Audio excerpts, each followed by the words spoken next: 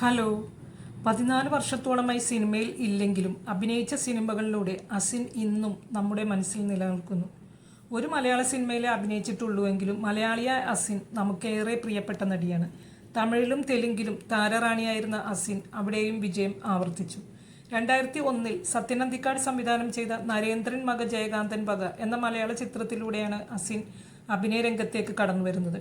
കുഞ്ചാക്കോ ബോബനായിരുന്നു നായകൻ. എന്നാൽ തമിഴ് സിനിമകളിലൂടെയാണ് അസിൻ പ്രശസ്തിയിലേക്ക് ഉയരുന്നത്.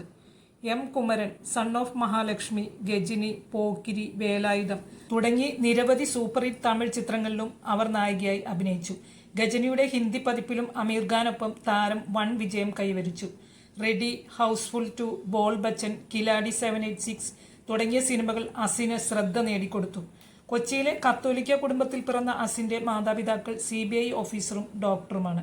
കൊച്ചി പഠനം പൂർത്തിയാക്കിയ അസിൻ തമിഴ്, തെലുങ്ക്, ഇംഗ്ലീഷ്, സംസ്കൃതം, മലയാളം, ഫ്രഞ്ച്, ഹിന്ദി ഭാഷകൾ അനായാസേന കൈകാര്യം ചെയ്യും.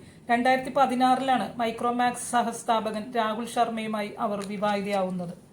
ഇവർക്ക് അരിൻ എന്നൊരു മകളുമുണ്ട്. വിവാഹശേഷം പൂർണ്ണമായും അഭിനയ രംഗത്ത് നിന്ന് വിട്ടുനിൽക്കുന്ന അസിൻ താൻ അഭിനയിച്ച ശ്രദ്ധേയമായ കഥാപാത്രങ്ങളിലൂടെ ഇന്നും പ്രേക്ഷക മനസ്സുകളിൽ മങ്ങാതെ നിൽക്കുന്നു. ഒരു കാലത്ത് മിന്നും വിജയം നേടിയ താരങ്ങളെ ഒന്ന് കണ്ണടച്ചു തുറക്കുമ്പോൾ കാണാതാവുന്ന അനുഭവം പ്രത്യേകിച്ച് നടിമാരുടെ കാര്യത്തിൽ പലപ്പോഴും ഉണ്ടായിട്ടുണ്ട്. മക്കൾക്കും കുടുംബജീവിതത്തിനും കൂടുതൽ പ്രാധാന്യം നൽകുമ്പോൾ സിനിമയുടെ തിരക്കേറിയ ഷെഡ്യൂളുകൾ തടസ്സമായി വരാം. പക്ഷേ അവരുടെ സിനിമകളിലൂടെ എന്നും അവർ നമ്മുടെ മനസ്സുകളിൽ തങ്ങി നിൽക്കും. സിനിമയിൽ നിന്ന് വിട്ടുവെങ്കിലും അസിൻ എന്ന 1300 കോടിയുടെ ആസ്തി ഉടമയാണ്. കുറച്ചു മാസങ്ങൾക്ക് മുമ്പാണ് അസിൻ തന്റെ 40ാം ജന്മദിനം ആഘോഷിച്ചത്. അവർ പൂർണ്ണമായും സിനിമയിൽ നിന്ന് വിട്ടുനിൽക്കാൻ തുടങ്ങിയിട്ട് 10 വർഷത്തിലേറെയാവുന്നു. 2015 ഓൾ ഈസ് വെൽ എന്ന സിനിമയിലാണ് അസിൻ ഏറ്റവും ഒടുവിൽ അഭിനയിച്ചത്.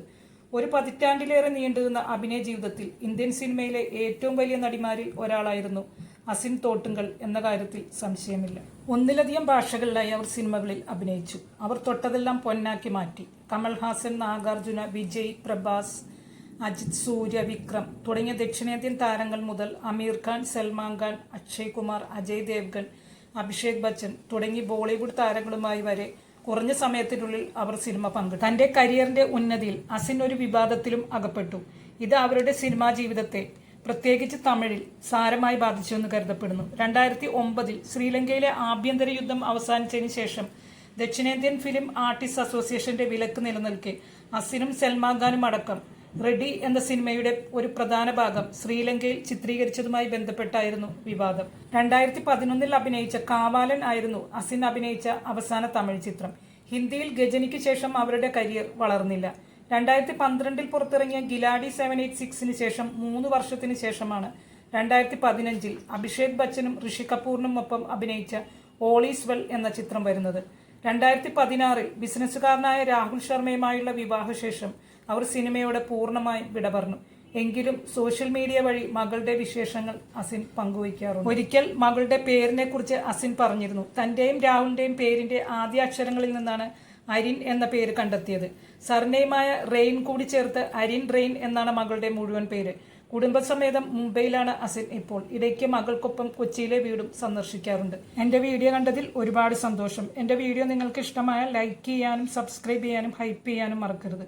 എൻ്റെ വീഡിയോയെക്കുറിച്ചുള്ള നിങ്ങളുടെ അഭിപ്രായങ്ങൾ കമൻറ്റ് ചെയ്യുമല്ലോ. ഇനിയും നല്ലൊരു വീഡിയോ ആയിട്ട് വരാം. അതുവരെ ബായ്.